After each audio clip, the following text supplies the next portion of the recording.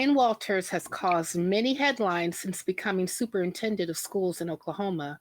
This time, there are some consequences to him tweaking the curriculum.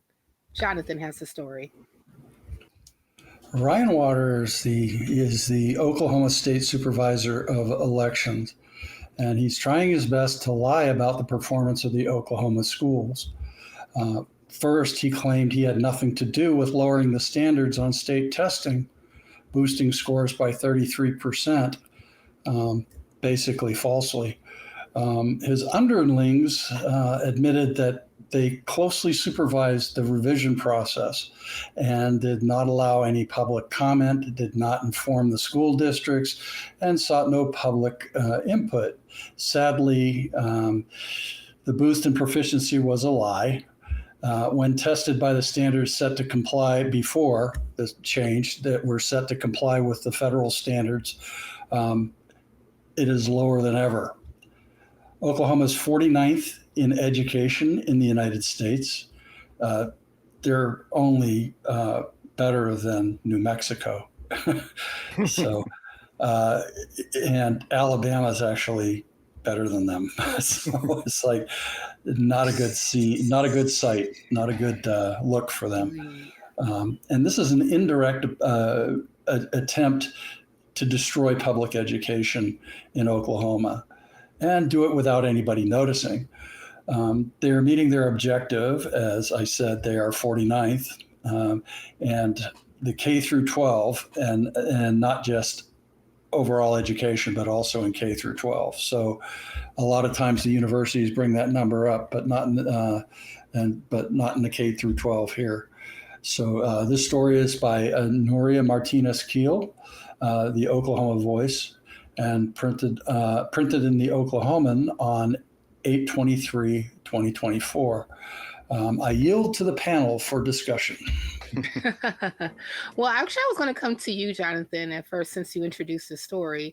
How does the lack of transparency in the changes to the test scoring affect public trust in educational assessments and government agencies? Well, it obviously isn't good, but the problems, the problem of lying this much about it, and this on the heels of his story we also already covered about his putting a Bible in every classroom, kind of puts his, and as we know, conservatives hate public education. It doesn't serve their needs at all. It tends to teach people how to think, and they don't want anybody to think. They want them to just follow the propaganda and not actually think for themselves. But this is that attempt, but it's fraudulent, and it's going to end up really irritating a lot of parents who now have to contend with a school system that is not working for their children, because they're deliberately trying to sabotage it. They're in a related move that we're not covering necessarily, but there's another action that Mr. Walters did, was to tie the school's accreditation to the state to the test scores. So though this will help them with their accreditation, there are a lot of new rules underneath all these that well, let's just say is backed by churches but opposed by teachers. So the checklist of these items is mandatory, or the school gets a deficiency on their accreditation. Many deficiencies, and the school can be closed or taken over by the state. So this is setting up local school districts to fail.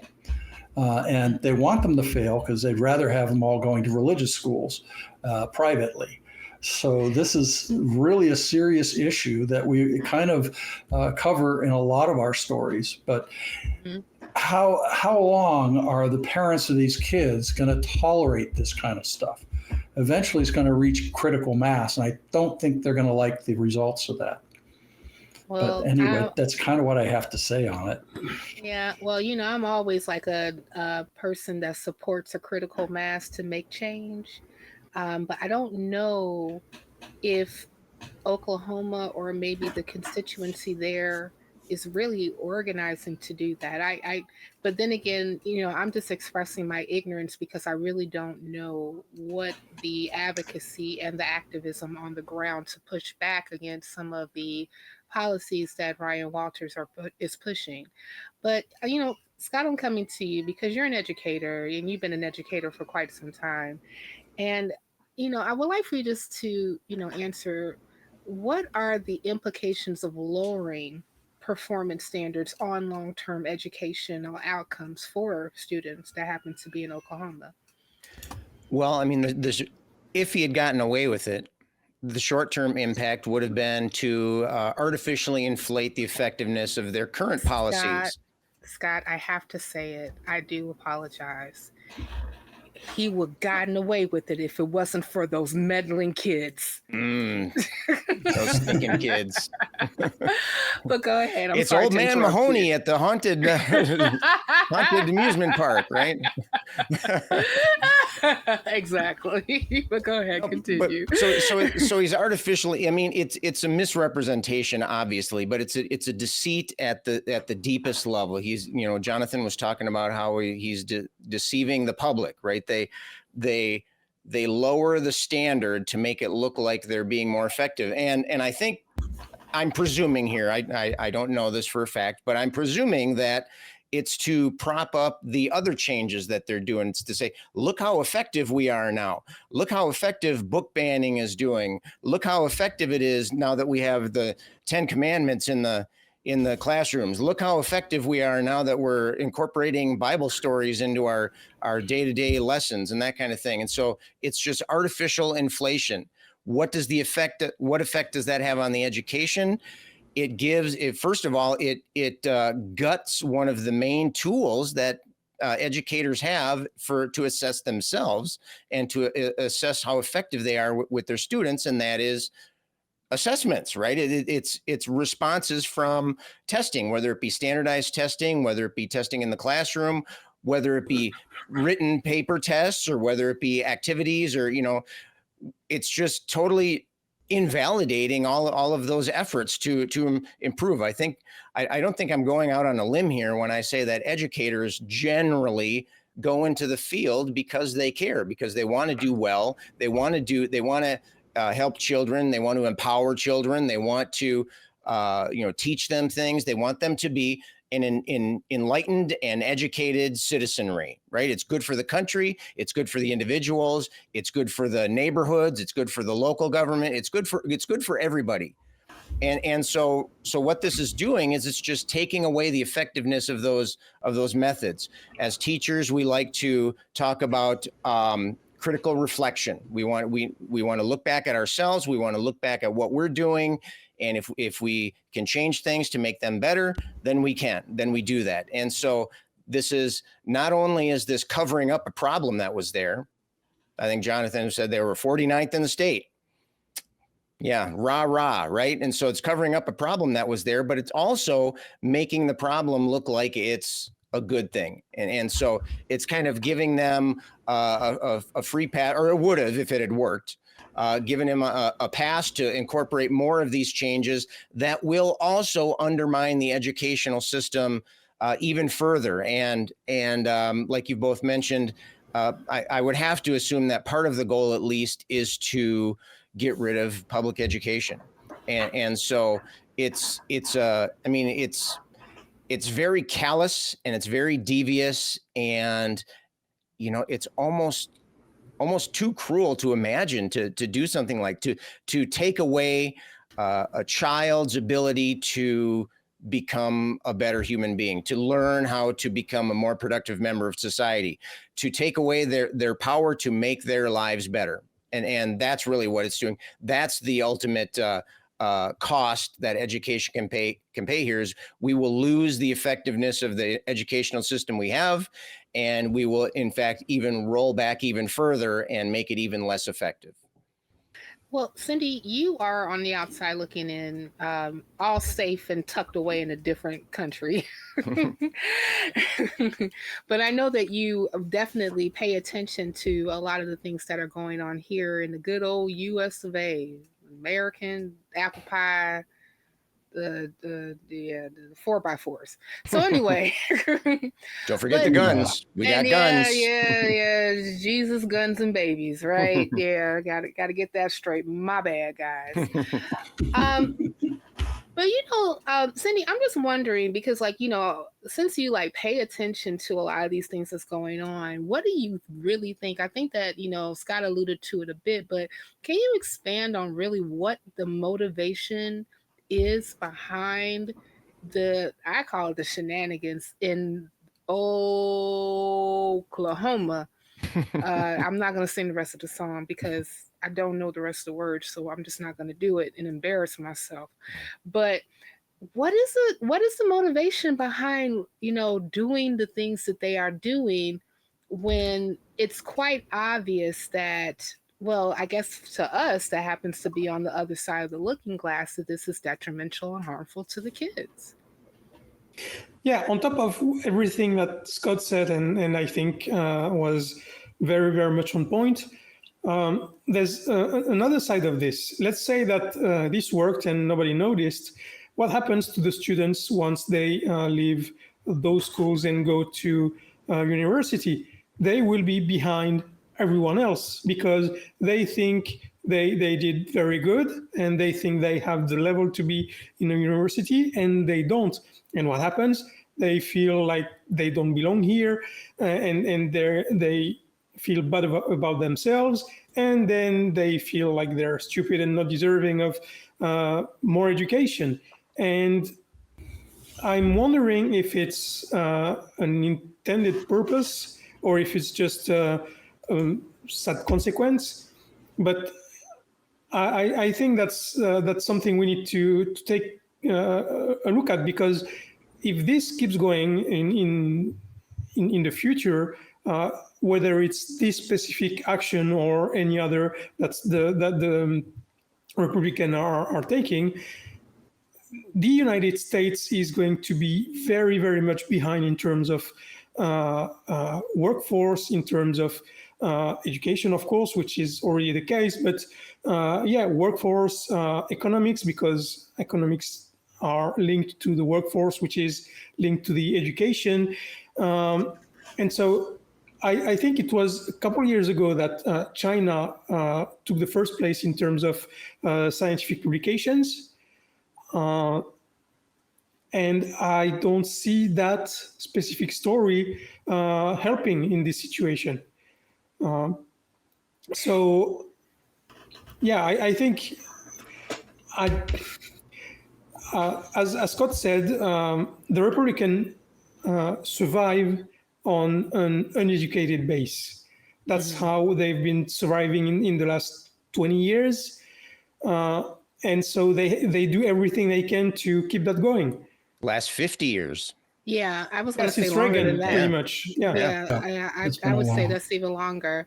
Yeah. Well, guys, this is not in my notes, but I did read this little document called Project 2025.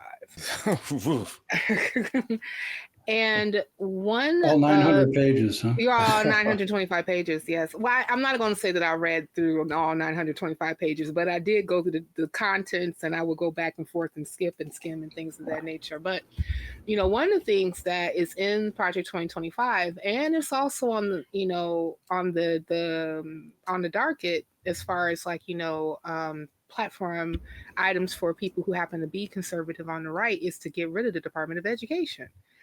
And I'm always concerned because one of the talking points is, let's get rid of the Department of Education on the federal level and leave the decisions on how to run schools to the states, including having parents be able to utilize, I guess, tax dollars to do school choice.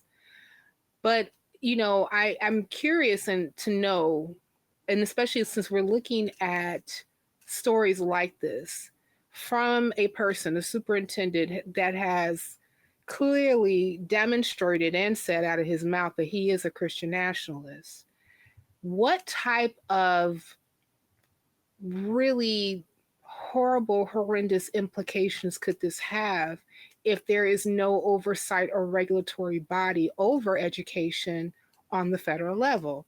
And do you all see his actions kind of fulfilling that that wish list that the project has implicated? Jonathan, I'm going to start with you, and then Scott, and then Cindy. I would like to hear your thoughts on that. Well, first off, this is a process that they've been already implementing, as we see here. The accreditation changes I look through kind of indicate this. So it would penalize districts that maintain active employment of teachers under investigation for certificate or revocation. That's one thing. There's quite a few. I'm going to skip some of them. But the other thing it would do is districts would not be able to receive state funding if they support or maintain certain diversity, DEI programs. And so that means that kind of tells you where they're going with One this. moment, John. I just want to actually tell the audience, for those who do not know what DEI means, that means diversity, equity, and inclusion. Continue, please. Yes, my brain had a hole for that. It just sort of fell in that hole.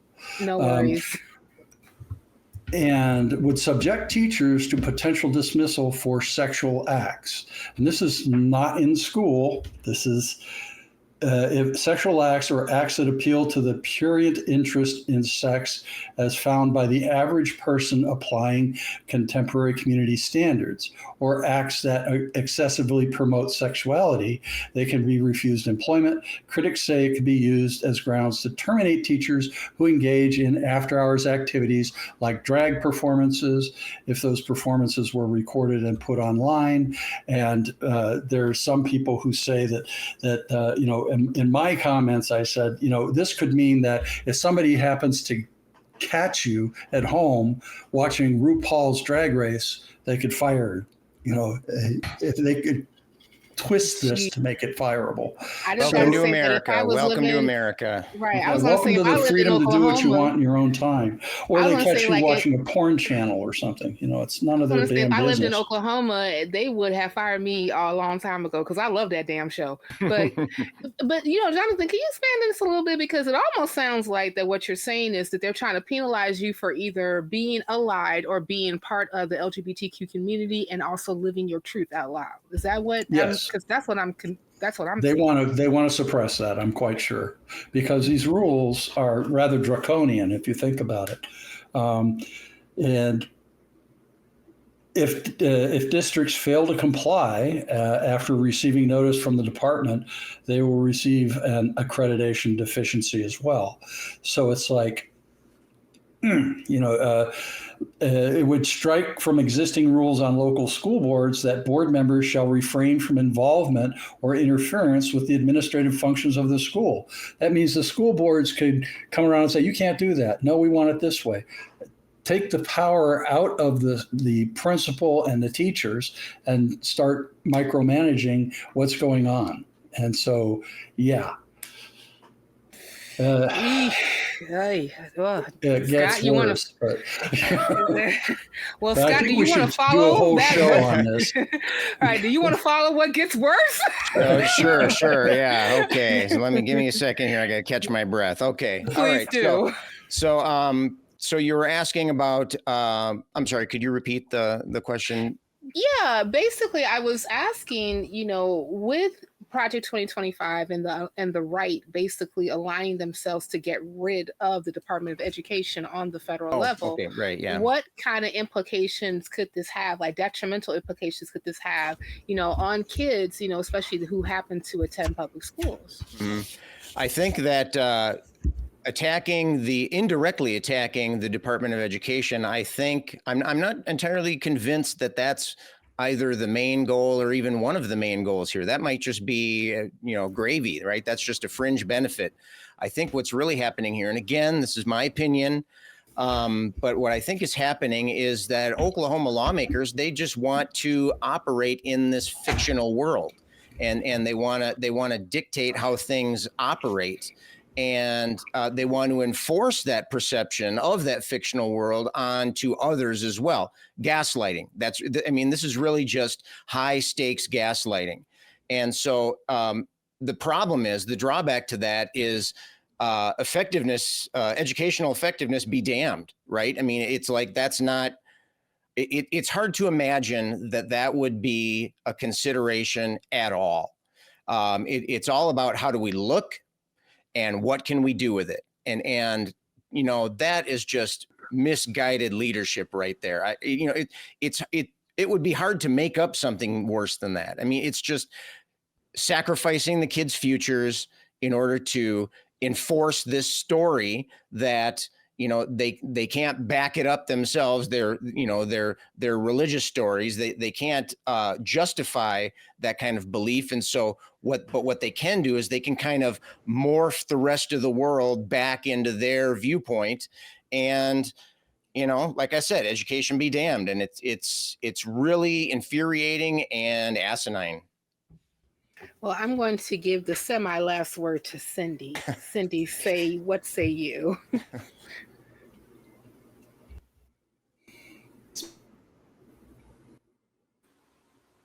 I remember in 2016, after Trump was elected, I read this fascinating article explaining how and why Trump won back then in red states and mostly rural areas. It's because by destroying the education system in these places, the only source of information the public has is the church. And so if you don't have enough information about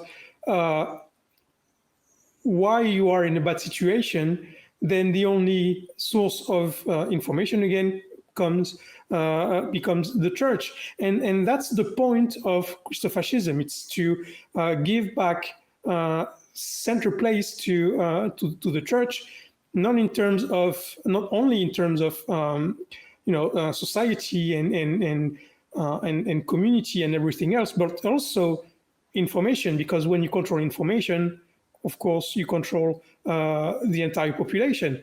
And I think it's basically what's happening here. Again, it's just more and more of the same stuff. Just control information from the people you want to not to lead, but to control. And so that's the only way to do it. You destroy education. Yeah, I definitely hear exactly what you guys are saying, especially when it comes to, if you want to control the minds of the people who happen to be under you, destroy the institutions that educate them. And when test scores suddenly improve, but it's due to altered benchmarks rather than real student gains, it's a red flag. Even covering up actual student losses. It's not just false gains, it's covering up losses. And it's even worse. Yeah, exactly. It's covering up the losses that happen to come to those who are not getting the proper education that they're supposed to get, oftentimes because the curricula and also the benchmarks for their achievements are being altered. But schools, parents, and lawmakers deserve clear and upfront information, because when it comes to education, the only thing worse than poor performance is a lack of honesty about what the numbers really mean. So let's remember, if something sounds too good to be true, it might just be a change in the rules. Always ask, what's the real score? And if you, dear viewer and listener, want to ask what the real score is, or if you want more nonprofits, click here.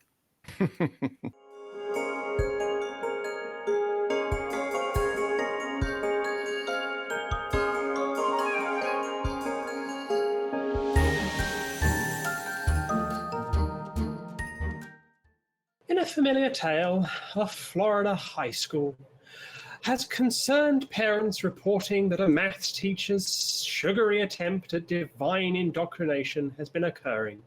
The teacher, armed with Christmas pamphlets, leads students on a divine journey involving candy canes, questionable biblical interpretations, and downright nonsense. The Freedom from Religion Foundation's Chris Line steps in, reminding the school district of the Establishment Clause and the fine line between education and indoctrination. With a dash of humour, co-president of the Freedom from Religion Foundation, Laurie Gaylor quips, public schools exist to educate, not to discriminate or indoctrinate into religion. It's up to parents, not maths teachers, to decide religious upbringings. Unwrapping the absurdity, FFRF calls for divine discipline in the classroom.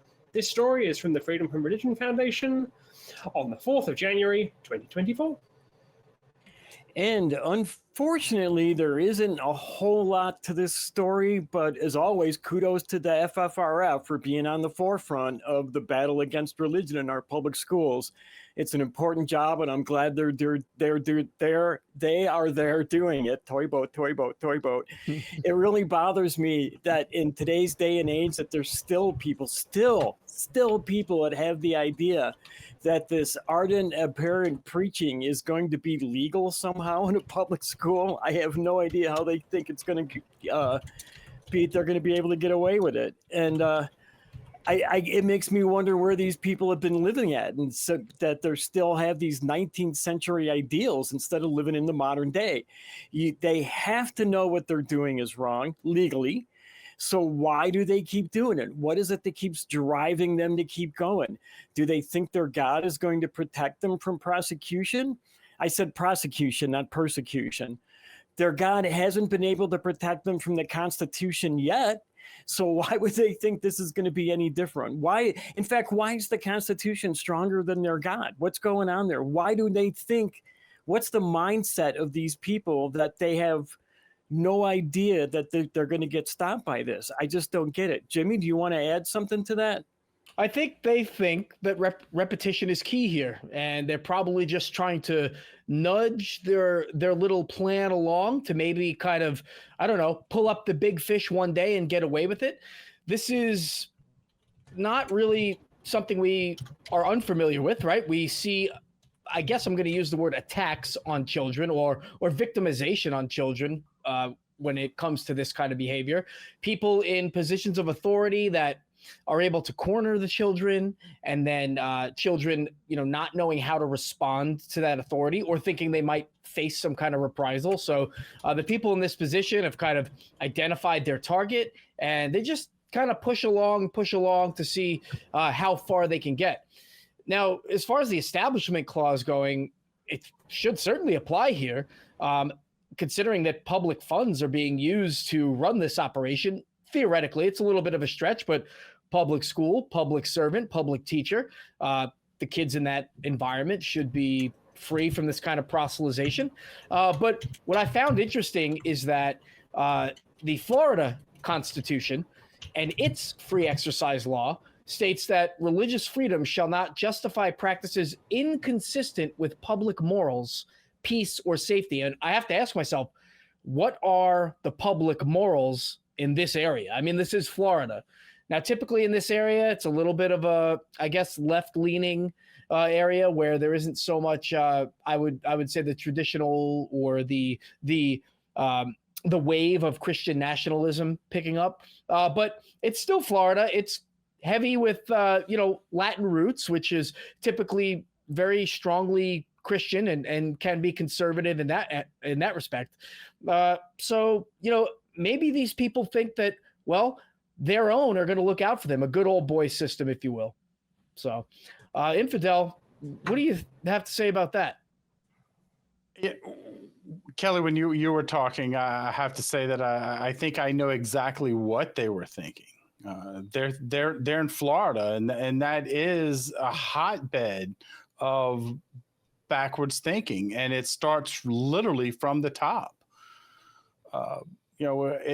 Admittedly, if I were a parent of a student in that classroom, I'd want their heads on the proverbial John the Baptist platter.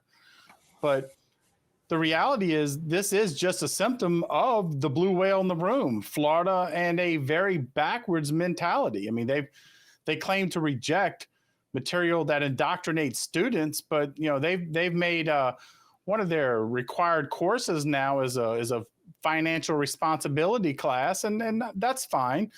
But this guy Dave Ramsey is the author of the textbook, and he even includes proverbs inside the textbook they're using in the classroom to promote this type of thinking. And of course, it teaches that debt's for losers and things like that just really are a whole nother story. I mean, Florida's even welcomed PragerU into their classroom. So, I mean, what we're seeing is, and I believe Phoebe may have mentioned this on a previous episode, about how we just kind of whittle away at a law, and then before too long, we're building precedent upon something that never was what the original intent was. And I think that's what they're wanting to do, like they've done with other issues, like they attempted for 4 decades with abortion. They're wanting to just whittle away at these protections. They think that over time, if they just push a little further, each test will continue to allow them to get more latitude in what they're trying to achieve. So for me, seeing Florida, being the state of education by right-wing talking heads, Dave Ramsey and Dennis Prager, they both literally want their dogma taught to everyone's children.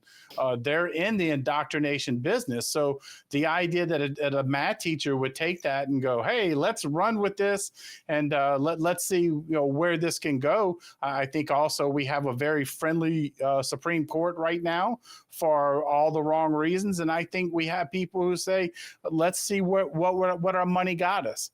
Where's this going to end up? And so I guess the one good thing is that, I did notice the tired old story about the origin of the candy cane was included in the pamphlet. It's a good thing it wasn't a history teacher, because that would be an even poorer reflection considering the inaccuracy of what they're talking about. But I just want to go on record and say one thing. If there's ever a special candy made for me, say an I and made in my honor, make sure it tastes better than a candy cane. Damn. No. Candy cane, you are a real true heathen. You are a proper non-profit, you bloody heathen. I am. You get from me for the rest of this segment, you and this episode, you get, downgraded. The other two, they're nice people. You are a heathen, and we can't have that kind of nonsense spouted around here. Are you secretly a true Florida man, like this Florida lunatic? Are you secretly a true Florida lunatic? Infidel, I've been exposed. You do know that candy canes come in all flavors now, right? Yeah, this is what I'm saying. You can have spearmint, peppermint. Yeah, you can have just mint. You can have a whole range of flavors. You can have cinnamon. You can have any flavor that you like now. I mean, the 21st century has been good for a lot of things. It's been good at debunking flat Earths. It's been good at debunking, young Earth creationism, and it's been really good at giving us flavored candy canes. I must interject, Phoebe. You talk about me being a bad person. Well, I'm not the one who doesn't believe in the one true candy cane. Kelly over here was talking about different flavors. So you want to talk about heathen heretic, you handle your own house over there. But all I say is, who on this panel has seen the TV show Murderville? Oh, what a great show. Who's seen the Christmas special? And I want to know when that candy cane is being put on trial for murdering Santa. Candy canes are dangerous. And I think we're seeing how dangerous they are when they are put in the hands of proselytizing teachers in classrooms. This is just how absurd we have got in this age. It's Florida. Florida has forgotten the one thing that teachers are supposed to be doing. Teachers are supposed to do what the name says. They fail at what we say in England is the Ronseal test. Ronseal, for those of you who don't know, is a brand of varnish for outdoor fencing. And the advertising was, Ronseal does exactly what it says on the tin.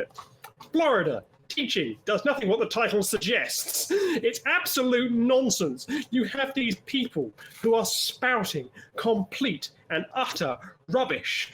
I mean, I want to go and take this pamphlet and I want to go and shove it up this teacher's backside, but I get done for assault and battery. But I can't go and prosecute this teacher for committing assault and battery on the senses of the poor children that sat through the classroom. They had to listen to this waffle and listen to this waste of paper. All I hope is that every student in that classroom at least recycled the pamphlet they were given so they didn't cause more environmental damage. I mean, we have Florida passing nonsense after nonsense after nonsense, complete crap coming out of Florida when it comes to education. You have Florida teachers that can't get pay rises because the Florida standardized attainment test metric means that they need to have their students have a higher average than the maximum score available for the teachers to pass the teacher assessments. This is how absurd Florida has become, and they have become detached from reality. I mean, you've got bans on what teachers can and cannot say, which a federal judge recently in another state said, these laws that prevent you from talking about gender identity and sexuality means you can't talk about any gender identity and sexuality. You can't use any pronouns whatsoever, even when it comes to cisgendered heteronormative pronouns. This is how absurd and how far off the deep end Florida has fallen into the Gulf of Mexico. I mean, I've got a real serious question for the three of you here. Do you think what Florida is doing at the moment and what these people in Florida, such as this lunatic nonsense candy cane loving teacher, is actually pushing the envelope in their favor? Or do you think people are getting so fed up that they're just going, we don't want this crap, and it's pushing the needle in the other direction? That's easy. Kelly. I think you're right. I think, when the pendulum swings so far in one direction, it's bound to come back. And the farther you bring it into the one direction, the faster and harder it's going to swing back. And I think we're seeing that. I think we've been seeing that over the last few years now. This is why these people have lost in the elections in the last 3 election cycles. It started out real slow, but it's really building up momentum. And it makes me not as worried about the future as I have been recently. So I have a lot of hope for the future that people are finally waking up. Unfortunately, I've had that feeling before. Like I got that in the 90s. I really thought we were starting to wake up in the 1990s, and I don't know what happened. Somewhere along the way, it just kind of died off. But I think the kids today seem to be a little more aware of what's happening in the world socially and politically, and that gives me a lot of hope. So I'm hoping that as that pendulum does swing back, it does swing back harder, and we're seeing a more balanced society instead of one that's swinging so far to the right with these Christian ideals. Jimmy, what do you think? Well, I think there are enclaves that are not really moving at all, such as maybe Florida being a good example, or specific maybe governmental or localities on the state and local government level that are probably just going to dig their heels in even further. Something that I think was disturbing about this story was that only one parent complained, right? I mean, this is a Florida school that was, had religious pamphlets being passed out, and only one parent spoke up. And I think that reflects maybe the society at large around in that specific area, which is, and that also speaks to the idea that Florida's constitution, like I mentioned earlier, states that nothing shall, I don't remember exactly the wording I used. I think it was, here we go. So free exercise, freedom shall not, religious freedom shall not justify practices inconsistent with public morals. Well, the public morals are defined differently in certain areas than they are for the rest of us. And so while children might be aware, they're still not in any more of a position to kind of fight back. It really takes their parents to kind of step up and do their bidding for them. And that I don't see happening enough. Yeah, I would have to say that I think most of the children in that classroom are so readily indoctrinated in other areas of their lives that I don't think for the most part that it even triggered It wasn't even a thought of, wow, should this be happening here? It was just another day in the life of a person in Florida.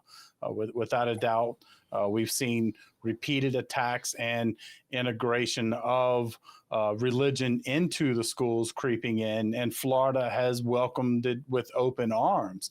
So for someone to go, hey, this is outside the norm, I agree. It is an unfortunate reflection of what's going on in Florida when we have one parent saying this is a problem.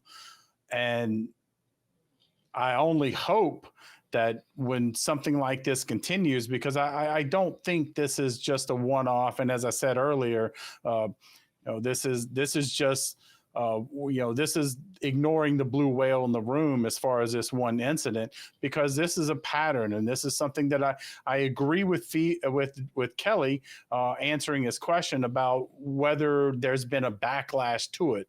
I absolutely do think that we have seen that backlash now, but is it going to happen in a place like Florida? Maybe in isolated pockets. But those isolated pockets are still going to be under the thumb of the state government. So how far, what control they have is ultimately going to be decided more by the state, with some latitude with them. I wish them luck. I hope that this does change and we don't see this again. But I think that in Florida, I don't think we can be surprised if we see round 2, round 3, and ultimately a lot of things like this are going to need to be decided. And with a generous U.S. Supreme Court, if it ever ended up in a court system, well, I just don't know. But I think you've all written Florida off. I think that's a problem here. I think you've written off the students. I think you've written off the parents here.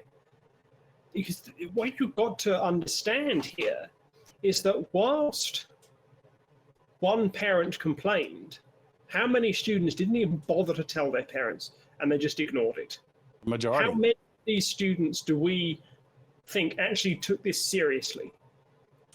It only takes one student to complain. It only takes one parent.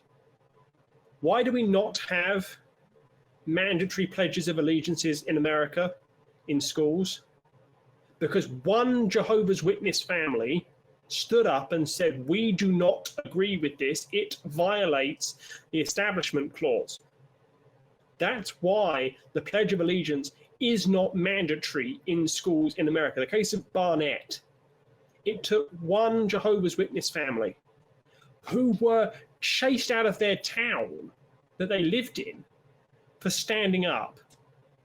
It takes one parent to complain about a pamphlet like this. It takes one parent to say, I will not allow my right to be trampled upon. And the fact that there was one parent makes me smile, because somebody actually turned round to the educational establishment in Florida and went to the lot of you. And I think that is what we should be applauding here, not the fact that it was only one. The fact that somebody actually stood up and turned around to Florida and went, what the bloody hell are you doing in this classroom? How dare you, instead of teaching mathematics to my children, you're teaching sugar-based nonsense. Yeah, that's absolutely right. I think they deserve commendation, but to the fact that it gets to that point, it's because there's so many parents that are following this trend of not doing anything. And yes, that one domino, right? That one domino seems to have fallen over. So I can't write off all of them.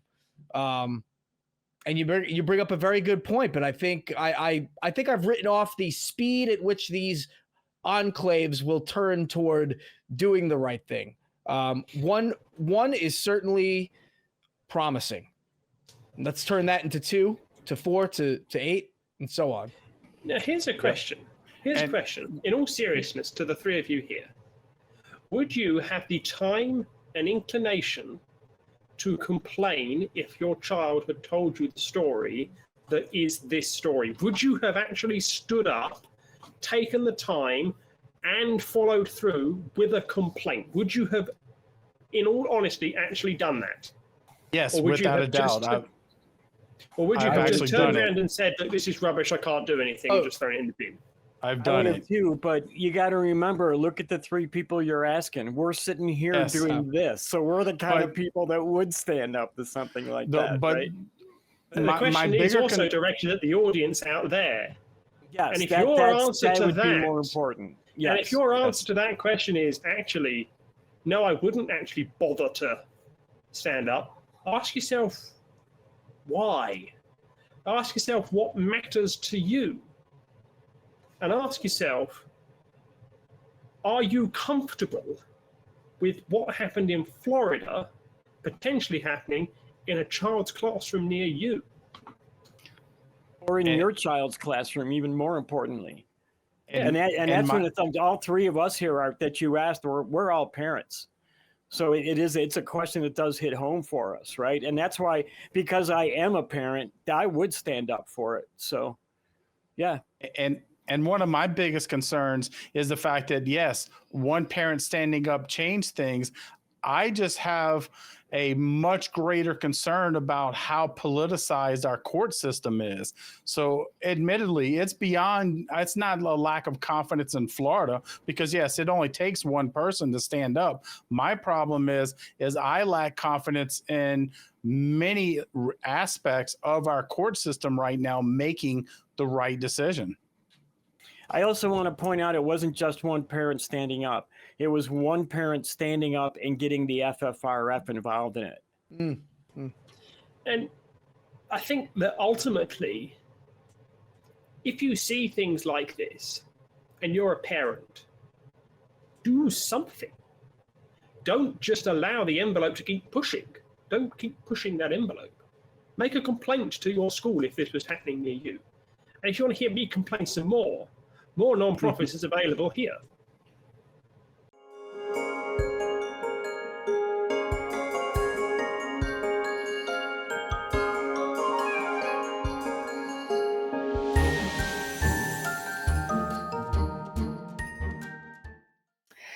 Well, Dickie Doc is at it again, spreading misinformation and downright lies because of his bigotry and get off my lawnness while wearing Bermuda shorts, open-toe Birkenstocks, and Argyle socks.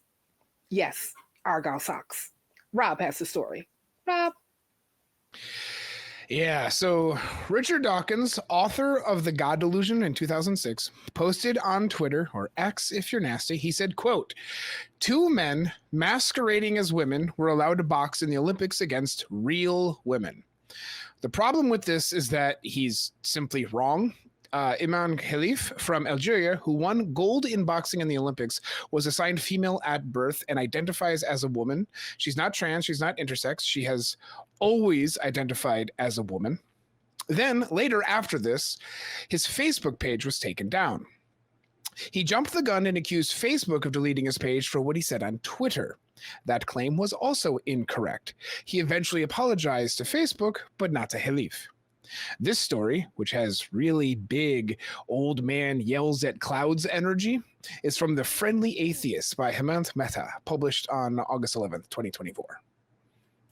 Yes, we were all remarking on how we feel big boomer energy coming from this story right now. But I'm coming to you, Phil. I was wondering if you wouldn't mind us talking about the main accusations that Dickie Doc made about the female boxer Imani Khalif, and how were they actually debunked? Well, yeah, so the accusation is that Khalif, or Halif, hope you pronounce it, was actually a trans woman. And one of the reasons given for that statement was that she during the IBA, the International Boxing Association World Championship tournament the year before, which I think will be in 2023, was in the finals after she won the finals against a Russian woman, right? She was disqualified.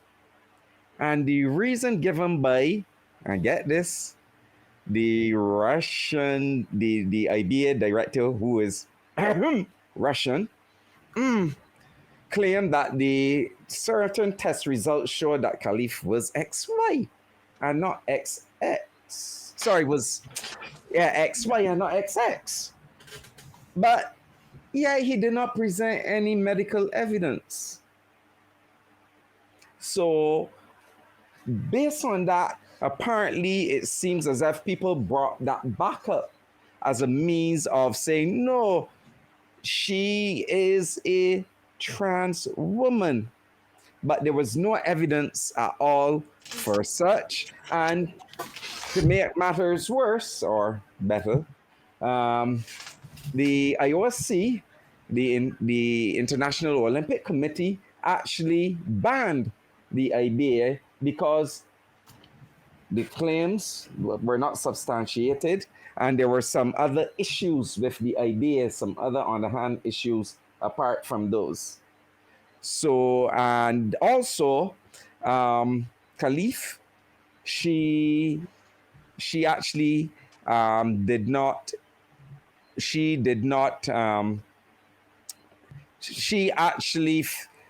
pass the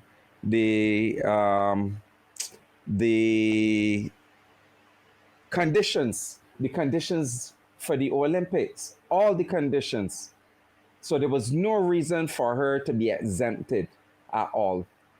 And in addition to that, there was another woman who decided was trans woman from Taiwan at the same time, right? But that lady also was shown to have fit the conditions for the Olympics.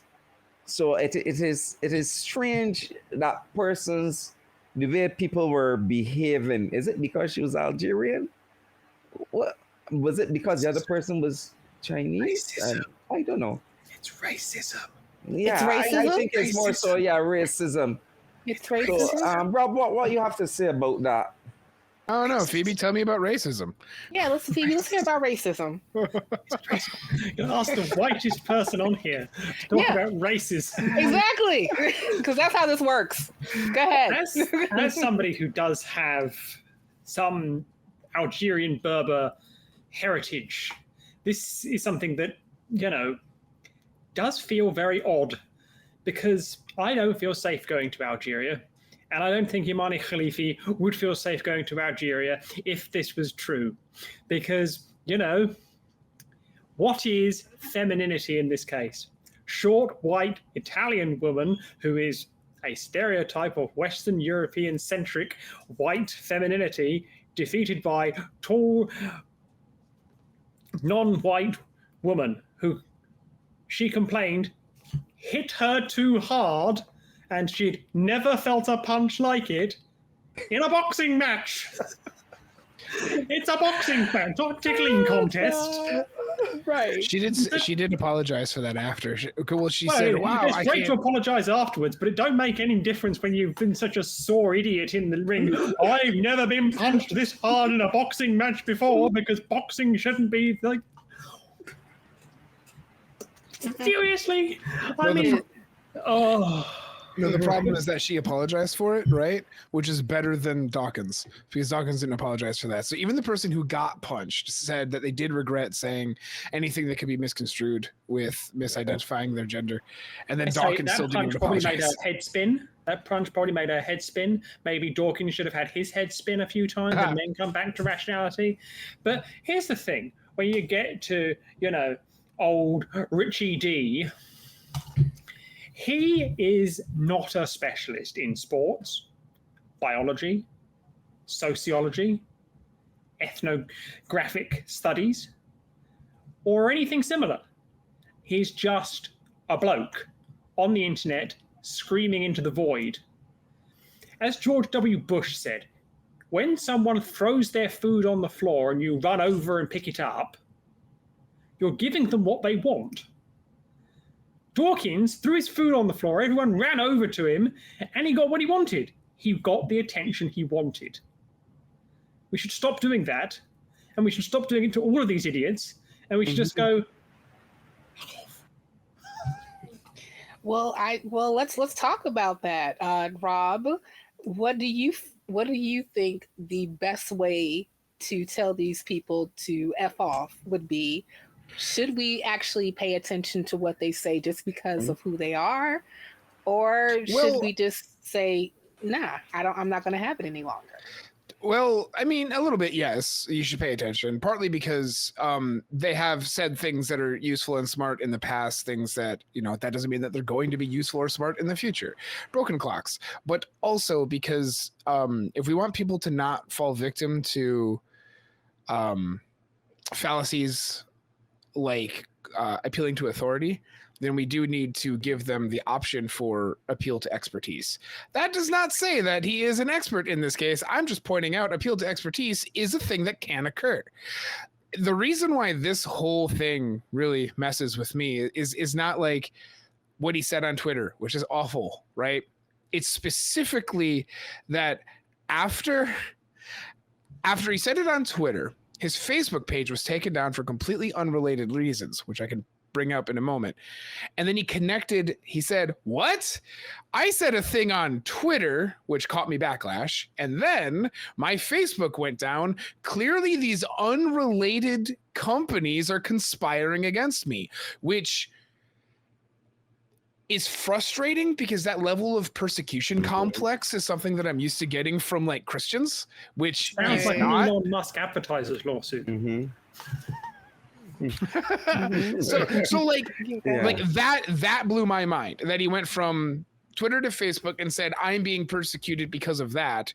Then later what happened was he got a hold of Facebook's security experts. I forget her name, but she said that the reason why they locked down his page is because they had reason to believe that it was hacked into, and that they wanted to stop any damage before it occurred. And then that makes sense, right? Because they're going to do that and then tell him what goes on. But it doesn't matter because old man thought a thing, so therefore they took down his page, and he's going to get real upset about it. He then apologized to Facebook for going, sorry, you're right. I see that you did not delete my page, and he ain't said shit to leave. And he's not going to. I think that the most disappointing thing specifically about Richard Dawkins, that I think that a lot of us, well, I will speak for myself, is that, I read The God Delusion, and Richard Dawkins was one of the people that I listened to when I was first coming out of religion, that really kind of helped me think about evolution, how to separate reality from fantasy, and some of the arguments for theism and how to debunk them, really, kind of helped me on the straight and narrow, I would say. But as of late, it seems like that he just has this like vendetta that he's going to stick it to trans people as best as possible. And just to clarify, he's a biologist, but he's an evolutionary biologist. It's when it comes to the science, especially when it comes to the medical science that is even behind, sex, it's quite obvious that he is completely inept. And even when, because we covered him, according to Phoebe, one too many times for saying something gaffy. He would just mention to say that, well, someone who identifies as trans, I do respect their pronouns just because I'm being nice, not necessarily because I agree with what they're saying. And it's very disheartening that we're here to the point where this man is running along with a lot of these other misinformation buffs when it comes to something that should never have been politicized.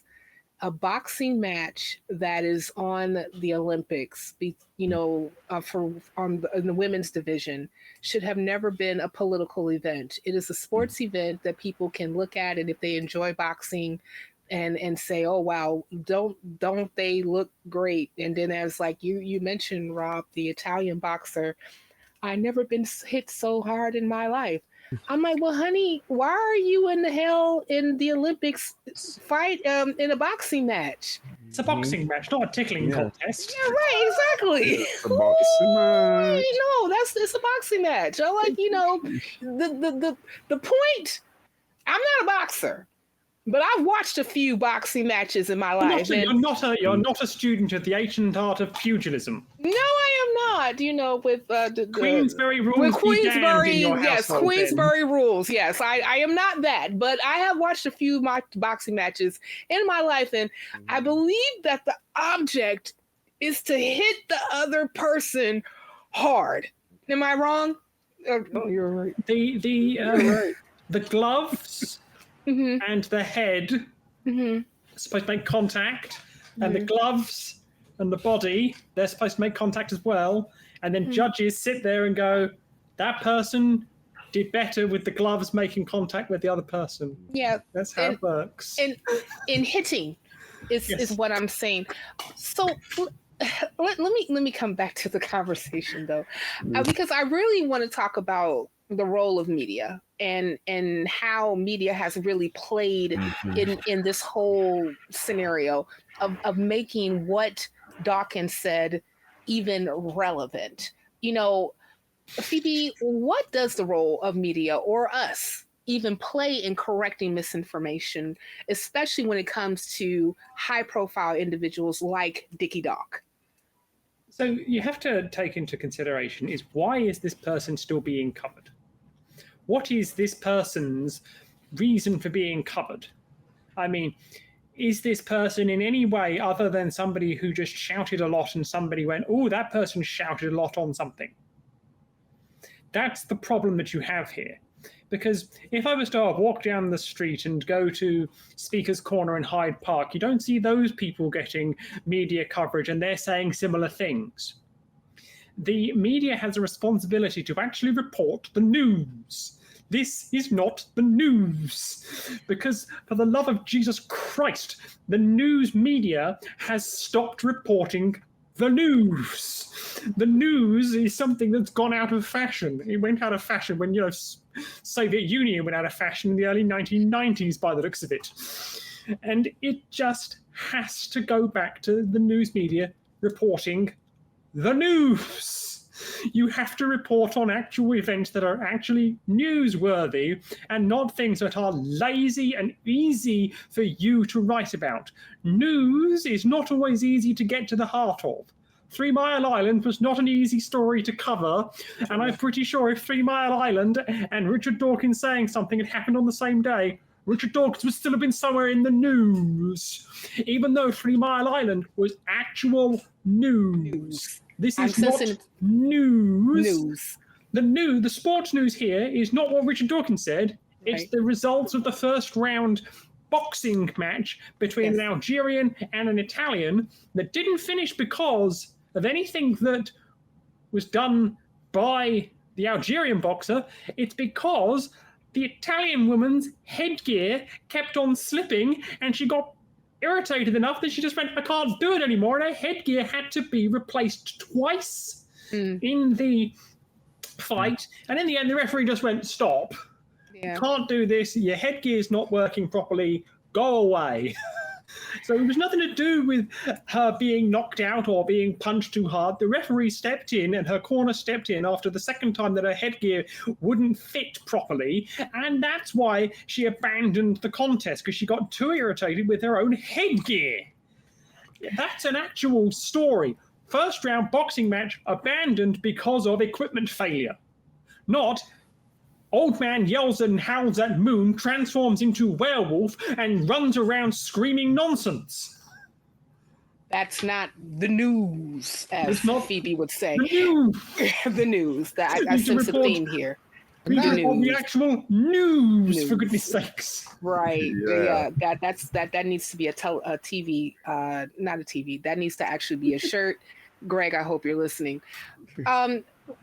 So Phil and Rob, Phil, I want you to answer this first, and then Rob, if you can chime in as well. Where is the accountability when it comes to people like Richard Dawkins spreading misinformation, and especially like a person who, for a very long time, until he hit his head on the news one day, lost his mind. So where where is the accountability as far as like what he has said, and where can that accountability be found? Are we the ones who are supposed to hold him accountable, or somewhere else? Phil, I want you to answer, and then Rob. In terms of accountability, I think every person should hold him accountable because he's this major figurehead among the atheist community. And not only that, but I think also the science community should hold him accountable because he's making some statements that are not in keeping with the data at all, right? And I am kind of shocked that a person who is supposed to be an evolutionary biologist are making claims about trans women and trans not being something that is part of nature, when there's adequate and multiple evidences within nature to show that this is also a part of nature. So it has me kind of confused. I'm wondering, honestly, if he is Are you wondering whether he has some underlying dementia with his age?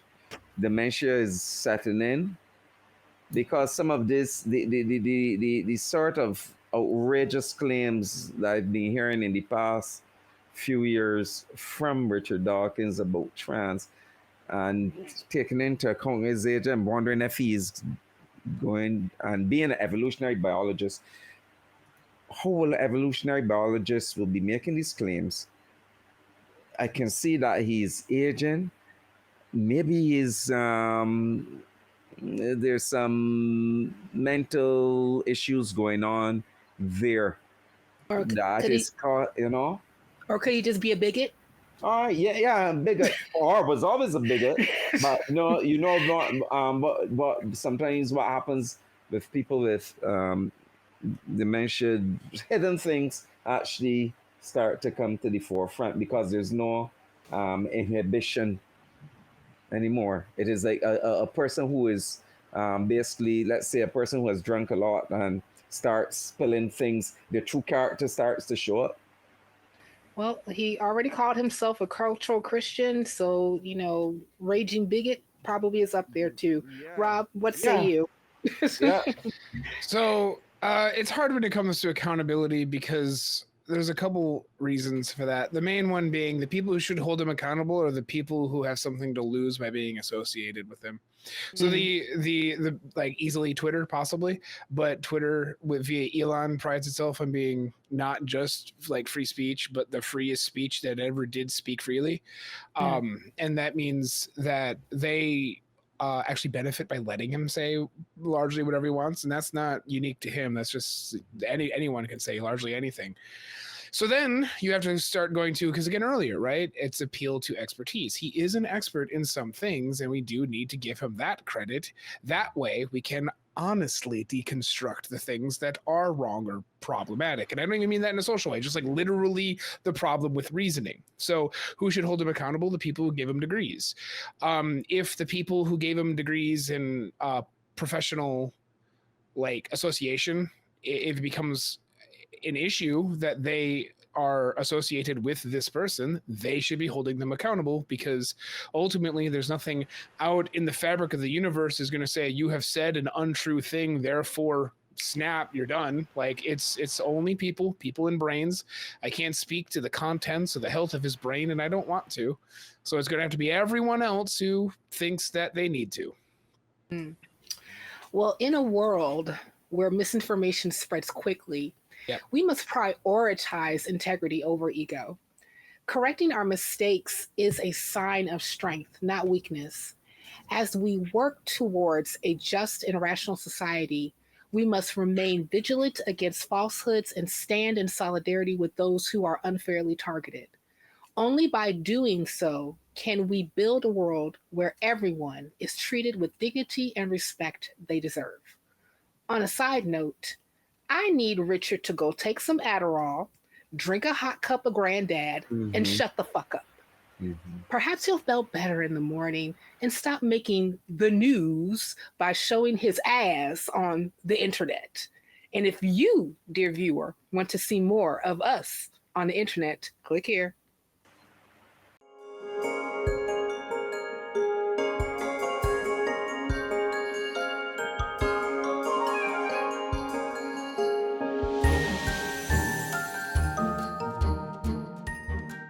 In a saga reminiscent of Keystone Cops, a 2-year pursuit of felony charges against school librarians in Granbury, Texas, it unfolded like a farcical mission gone awry.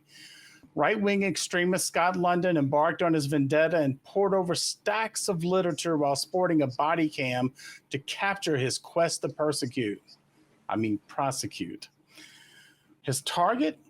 3 school librarians allowing minors to check out books at the library some deemed obscene. Despite subpoenas and dramatic investigative theatrics, ultimately the case did fizzle when the district attorney did decline to indict, citing insufficient evidence. So stick around for the sordid details of Scott London's attempt to stop kids from reading. There's a lot more idiocy to cover. This story is from NBC News by Mike Hicksenberg. It's by Tyler Kincaid, Scott Freeman, and Ava Parks on July 23rd, 2024. Now, Cindy, I know there's a lot of talk about deciding what books should and should not be in schools or libraries or things like that. What do you think who should be making those type of decisions? Is it somebody who ultimately runs around with the camera trying to invade privacy, or do you think there might be a more mature way to do it? No, I definitely don't think that a self-righteous asshole who has nothing to do with his days, apparently, that's not the person who should make those decisions. And he won't, because basically he worked for 2 years for nothing, because he proposed some charges to be filed and they weren't. So unfortunately, I don't think it will have the effect I wish it had, because I'm pretty sure someone else will try another time. But yeah, I think it should be done at the federal level. I don't see why a child in Texas should have access to different books than a child in California. There's no reason for that. So I don't think school boards should exist. I think it should be done by the Ministry of Education, which should be funded accordingly and not led by people who want to destroy the public system, like it was for quite a bit. But yeah, I think it's symptomatic of a portion of the population who sees education as a bad thing, you know. And there are many reasons why, and we can jump into it, but basically that's it. It's just a miserable cop who thinks too much of his beliefs and wants to impose them onto everyone else. That's just what it is. Yeah, I can't disagree with you there. It's really a case that would kind of mind-boggle me, though, that the police were getting involved in books. And Eli, talking about children and books and all of that, you know, the privacy of the children, was that something that he took into consideration, or are we talking about how exactly far did he go with that? Yeah, he sure didn't consider that. So he even went so far as to gather a list over the past 2 years of like the names of children in these schools that had checked out these books. And it's ironic to think to see that he thinks this is creating like this is creating a safe environment for children. Like this is the protection that children need. And you hit a lot of points that I really agree with Cindy. He is just pushing his personal beliefs. He said in an interview with the same source back in 2023, this has nothing to do with the Constitution. I don't know what a constitutional constable is, but he said in the interview, this has nothing to do with his job. So he's just like being paid taxpayer money to just do this thing and persecute like librarians under felonies for letting kids read books. And it's just such a strange, I'm starting to not believe. I saw somebody say that like everybody watches America the same way America watched Tiger King, and I really see that. Like that makes a lot of sense to me, and I'm starting to no longer believe that the things that happen here are reality.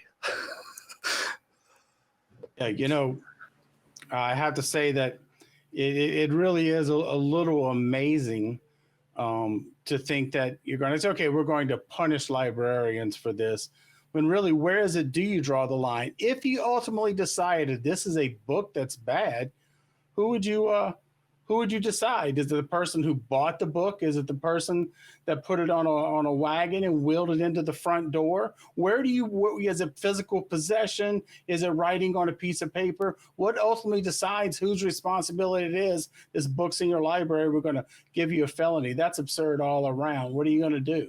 I mean, that's just absolutely absurd. So let me ask you this, Cindy. Do you think this is a deliberate chilling effect? To try to, as you mentioned, this people who want to not have education? Is this more along the lines of what we're looking at there, just really not wanting it to happen? I think it is, when you look at all the cases where legislators, local legislators, are trying to impose this kind of laws banning books. But in this specific case, I don't think that guy is smart enough to go this far. I just think he thinks he's just right in his mind. He's just self-righteous, and he just wants to impose his views on anyone. And we are talking about the idea of banning books, but we're not talking about the reasons why he says he does it, because the content he doesn't like, it's not like there's a quote at some point where she says something like, imagine if we got to give maxims on pornographic material in the hands of kids, and that's not what's happening. It's not like those books first of all contain images of actual sexual depiction or anything like that. It's just books of things that make him uncomfortable, and that's just what it is. It's just talking about gender, it's talking about homosexuality, it's about talking about all of this, and that's just make him icky, and so he just wants to prevent everyone to read those books, and it's just I can't see I can't see it in any other way than just I don't like it, so others can have it. It's not a matter of right. It's a matter of a feeling of discomfort, loss of entitlement. Yeah. And maybe you're right. Maybe it's not his deliberate attempt to bring in the idea of a chilling effect. It could just be that, it's a feature he didn't even know about in it. This is an added bonus. Because I think at the end of the day, it's really not even, I think you probably hit the nail on the head. Eli, where did you come from this? What did you get from this story? So I've said a lot of times that I don't think censoring information is the way to teach kids the right information. I think if you teach them how to think, not what to think, teach them how to discern correct from incorrect, true versus from not true, good source from bad source, then it doesn't matter what their Like they can see and read and take in whatever they want, and now they have the tools to discern, like, this is something that's helpful to me and I should hold on to this, and this is something that's not quite so helpful and I should get rid of this. What makes a kid want to go and seek something out more than anything else? Tell them that they can't have it. And then they're gonna want to go find it, and it's like we talked about this on an episode recently, and somebody else on the episode said the same thing. They're gonna go get the book on Amazon for like $7 anyway, as soon as they realize that you took it out of the library specifically so they wouldn't be able to read it. So it's not doing anything to stop them from accessing this material, and it's just punishing people that are like just trying to educate kids. There was a person in the video in the article that said the same thing. Nobody should be facing threats of felony charges just for trying to educate people and provide information to the world. That would be like the three of us. If somebody came to the three of us to say that, we were committing a felony because, the things we talked about on one of these shows, I think it's akin to that, and it blows my mind. Yeah, I'd like to come. Sorry, just one point. I'd like to come back to what you just said. When you talked about, sorry,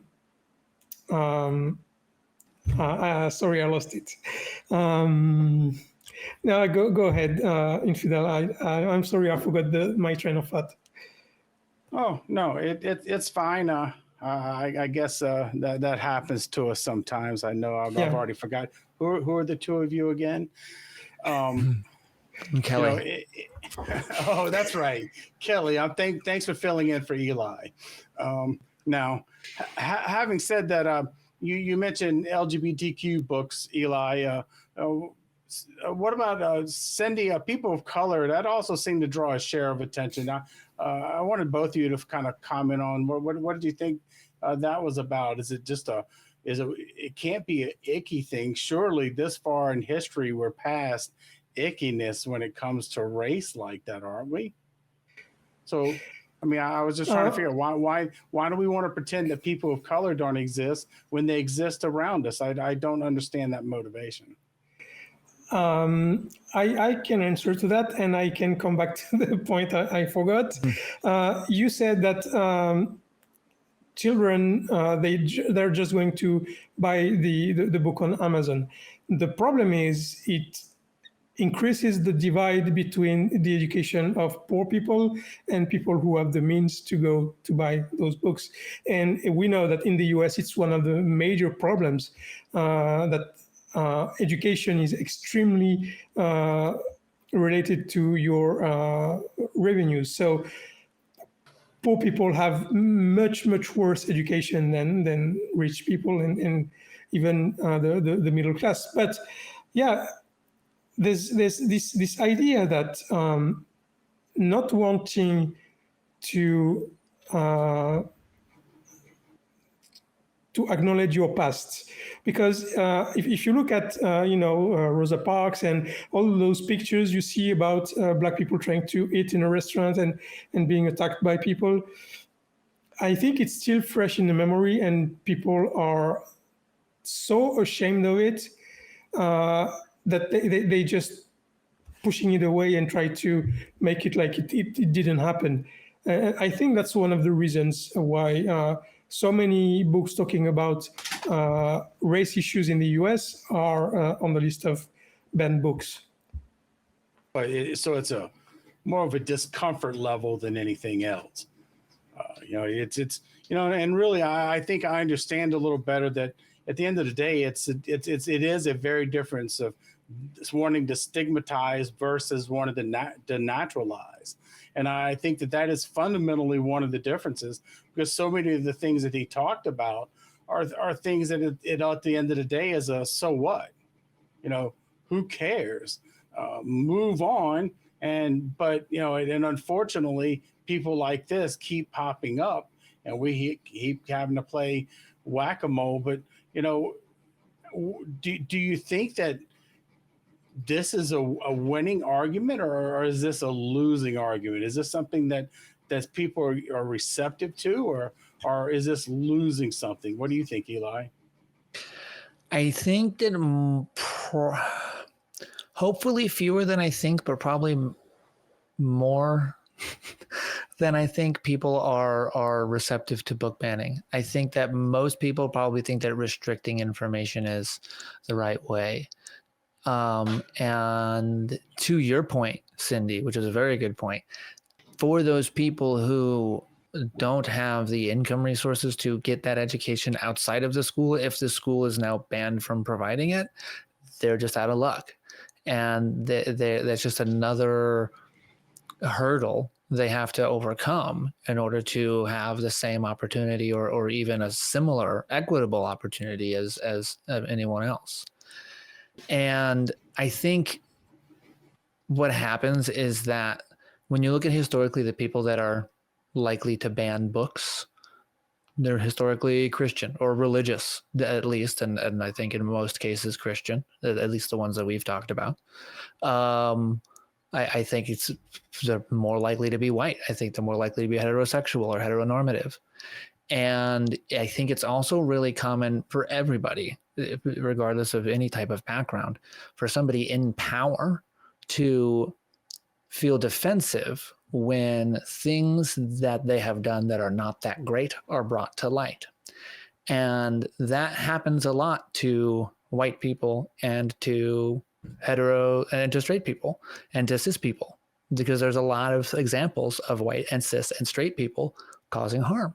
So when books like The Bluest Eye, which was one of the ones specifically mentioned in the article and was on the top 10 most challenged books in the United States in 2023, and was only one of only a few books on that list that was not about LGBTQIA plus issues, but also one of only a few that was written by a person of color.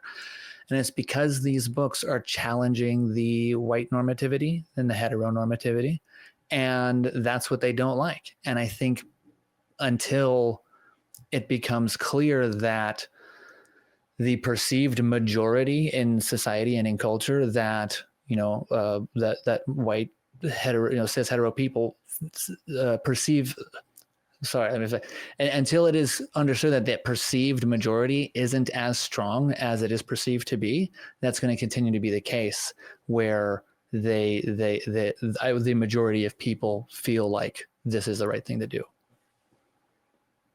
And Cindy, any thoughts or any comments? Yeah, I think there's one of the biggest fuels of the conservative movement in the US is the amount of shame they have to overcome to be part of the current society, because the conservatives, they are against they still have some racist ideas. They still have homophobic ideas. They still have all those wrong ideas that have been proven false like 50 years ago, but they still have it because they grew up with those ideas. And since they are no longer accepted in this society, and we are tribal creatures, we want to belong to our society, and the response to this backsliding, I would say, like they're pushed on the side, is trying to either prevent this information that they're different from reaching the kids, or trying to impose their views on everyone. And so you have those two movements in the conservative movement. You have one where they're trying to impose their views on everyone, like preventing abortion, like preventing gay marriage, like all this. And at the same time, you have this, let's make sure that our kids are not educated as they need to be in order to understand the society and stay with our ideas. Yeah, I would also have to say that in many ways the books are symbolic, because it's a notation of a lack of acceptance that obviously goes so much further than books. This is, as we mentioned earlier, stigmatize. This is to exclude. This is this feels beyond just icky. This feels like the censorship that goes far beyond. But it's what's happening now. Eli, did you have any other thoughts on this? Nothing in particular. I'd say, yeah, it does go beyond the icky. It goes, I mean, it's not just like, I don't like this, and I don't want, a lot like I was saying a minute ago, I don't want, my children to feel responsible, to feel guilt, to feel shame for the actions of my, of people in the past, which I can't say is unreasonable. But I don't think anybody wants your children to feel ashamed for the actions of people in the past. It doesn't serve a purpose. Right, exactly. And I don't think anybody wants that. I think it's just that these things need to be acknowledged so that we understand what did happen and why it is important to make sure that everybody has equality and everybody is treated the same regardless of their background. And when you continue to remove the examples of that not happening and the results of that not happening, then you remove the motives or the incentives for it to make sure it doesn't happen anymore. Cindy, you got any final thoughts? Yeah, I'd like to point out that in order to be educated on what your previous generations did, and not feel guilty, that's possible. That everyone else does it. But you need education for that. You need properly trained educators. And if you defend the education system, then it doesn't happen. And it's it's a catch-22. You cannot solve this problem if you don't manage to find a way to teach that, yes, your grandparents did some horrific things, but it was a different time. They grew up in a different way. And although we do understand now that it's not acceptable and we're trying to change it, we don't feel guilty because we didn't do anything wrong. We are not our grandparents. As a parent, my youngest being 14, we had talked earlier about Amazon and what you could find on Amazon and the reality. So yeah, I just accept a certain reality, but it doesn't change the reality. Also, as you mentioned, the income disparity and also the exclusion that comes along with all of this. So all these things being very important, I'm glad that both of you brought these up.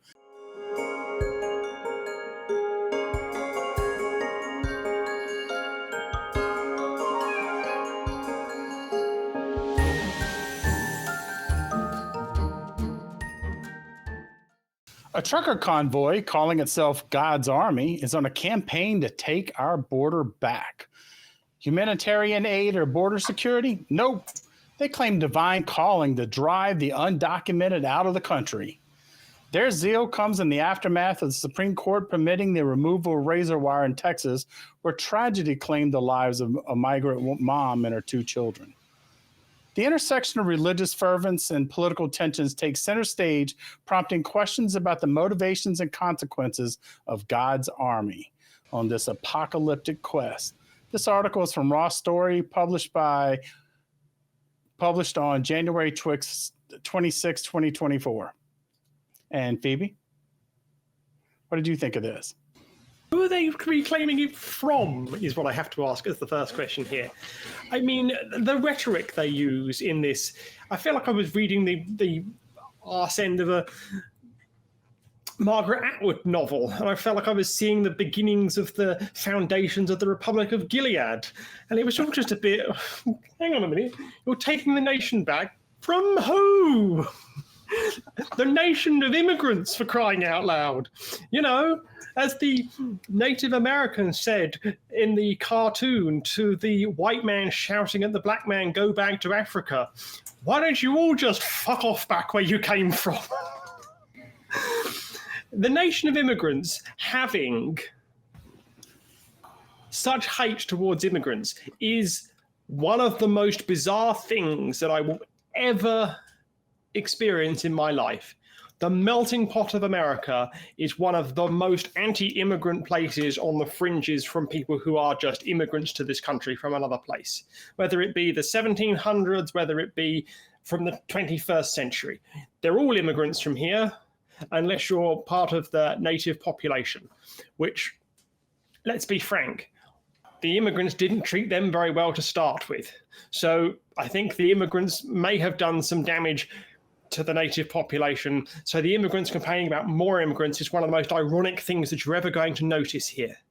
But is this extremist rhetoric, this wet dream of, I'm coming to fight God's nonsense. Yes, I must go to the border. I must get my lovely polished firearm out. I must beat my chest and wear a hair shirt and drive and, feel all manly and, beat back the nasty person that's coming to take everything from me that I took from the people who were here before me and may stop me. Why I need. What a load of absolute codswallop. I mean, the people organising this need to get a better hobby. I mean, there are things in this world to worry about, but, a nation of immigrants worrying about more immigrants? I mean, Kelly, come on. Yeah, I get it. And what really got to me, too, is them calling themselves an army of God. They're God's army. They're people, they're not even following the words of Jesus, right? And one of the things that I like to bring up with bigoted, oh, shit, I said the word. What? Yeah, they're going down to Texas. I don't know what they're going to do when they get there. They are a bunch of fucking idiots. Get out of here. Get some translations going. Yeah. But as I was saying, one of the things I like to bring up with I'm not going to say the word again, far-right Christians is the parable of the Good Samaritan, right? Because Samaritans were the aliens of their day. They were looked upon by the Hebrews back then as foreigners in their country. Lots of centuries of hate in this religion, isn't there? And the idea of the parable was that these bad people were still good people. And if Jesus were alive and living in the United States today, I think that parable would be the good Mexican. And this whole caravan is just a Christian nationalist, jingoistic, big, I almost said it again, intolerant movement. And these people don't believe in the Jesus of the Bible. They believe in the Jesus that is wrapped up in an American flag and carrying an assault rifle, ready to rain down vengeance bullets on the unworthy. Unworthy is code for brown people, too. The ones that Rick Simtorn, bless his little sweater vest, once called the blah people. Oh, you mean the people like the governor of Florida, the non-white governor of Florida. Exactly. Yeah, the most concerning part of this article to me was when someone that's part of this convoy says, this is a biblical monumental moment that's been put together by God. And I'm just curious, where in the Bible does it say to keep people out of your country? It's the new plague. It's the new plague. I don't remember that verse. Maybe somewhere in the Old Testament, but wait, no. I think in the Old Testament, the commandment was to go and commit genocide in somebody else's country, right? I think that was kind of the theme of the Old Testament. I just can't think of anything Jesus might have said that said, go to your borders and attack people that are coming into your country. I just, it's my understanding. Trucks. Push them out with trucks. Yeah, I don't remember Jesus mentioning trucks and convoys. As a matter of fact, I remember quite the opposite. I remember Jesus saying things like, if someone strikes you on your cheek, turn to the other one, let them hit the other. If they take your cloak, give them your coat. It seems to me like Christians should, instead of getting in convoys and going down to the border to protest border security, they should instead be giving away their belongings to these immigrants. They should be opening their doors and letting people have their homes and their houses and things like that. They should be overjoyed to quote unquote lose their jobs, even though that's not what actually happens. I have no really statement on the United States' border policies, whether they're good or bad. I know they're pretty inefficient and ineffective right now, understaffed at best. But my problem isn't with our border policies. My problem is making this movement religious, turning it from a policy about immigration to a religious argument. Because when you feel like you have a mandate from God, when you feel like God is telling you to protect your border, what won't you do to secure that border? What actions won't you take? And in Bible, God commands genocide. How long until a religious leader commands that says that God commanded that we can start committing genocide against illegal immigrants? I wouldn't be surprised if it's already happened and somebody's already said it. There's nothing you can't justify and excuse based on faith. In most people, it's benign and, at worst causes them to go to church more than they'd like, but encourages them to be good and moral. But it's a slippery slope because the standard of good, what's good and bad, doesn't come from any objective standard. It just comes from, this is what the big guy says. And so whatever the big guy says, that's what I'm going to do. And we can look out in the world and see some pretty horrendous examples of people using this kind of logic. But it just doesn't work because who speaks for God? Who's giving us the actual message from God? It's not God himself. I haven't heard a voice. I haven't seen God come down and give a press conference and let people know what they should be doing as far as border security or anything else is correct. We just need a better standard for determining what's right and wrong and whether our policies are good or bad. And that should be more based on human well-being and not on what some religious leader or God says. Infidel? The reality is that Christianity here in the United States has nothing to do with the Bible. It has nothing to do with what's said in the Bible, because unfortunately, a large portion of the Christians in our country have been completely radicalized into an idea that, and let me quote this one person who was an organizer that says, by ballot, by choice, by bullet, if forced, the republic will be restored. So to what? What does that? Yeah, right. Restored to what? Yeah, and one thing that I find so absurd is that what they're doing is they're listening to people behind pulpits who are telling them and feeding them a story, and they're getting whipped up with this rhetoric. I absolutely hate it when I hear people use military style rhetoric, God's army, and all these other things, because what they're doing is they're creating a mindset that's very dangerous. I know one of the people made the comment, besieged on all sides by dark forces of evil. Scary words. When people are yes, very scary words, because when people are thinking things like this, they will do very dangerous and unhinged things. Now, fortunately, it does seem that these people are rather incompetent. They can't seem to get their act together. Not many people showed up.